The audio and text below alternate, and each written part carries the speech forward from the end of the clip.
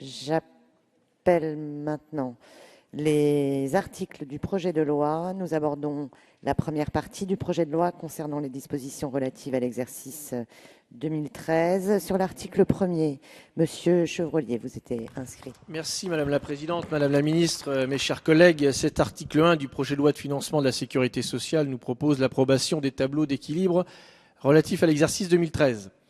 Il me permet de souligner la constante de la politique de ce gouvernement, qui est le manque de courage et son incapacité à maîtriser les déficits. Ces tableaux montrent le déficit de la branche vieillesse, déficit sous-estimé d'ailleurs du fait des transferts de charges qui sont imposés aux autres branches.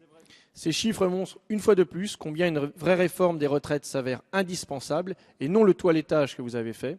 Ils montrent aussi combien une vraie réforme des régimes spéciaux est urgente, mais de cela, il n'en est pas encore question. La branche maladie est aussi déficitaire.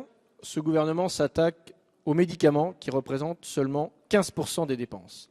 Qu'en est-il de la convergence entre les hôpitaux publics et les hôpitaux privés? De cela, il n'en est pas question non plus. Le secteur de la santé est inquiet et on peut le comprendre.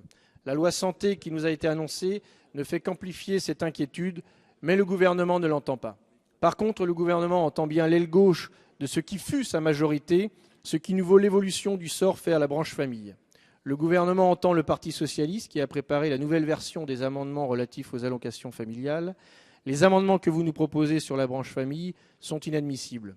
Vous allez mettre fin aux principes essentiels de notre système, à savoir l'universalité, la solidarité et l'égalité.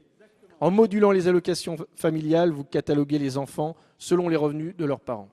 Les familles n'en peuvent plus des attaques que vous menez contre elles. Elles n'ont aucune visibilité, mais savent juste qu'à cause de vous, leur pouvoir d'achat est immanquablement en baisse.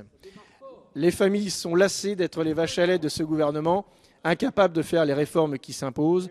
Depuis votre arrivée, ce sont en effet 4,5 milliards qui ont été prélevés sur les familles de France.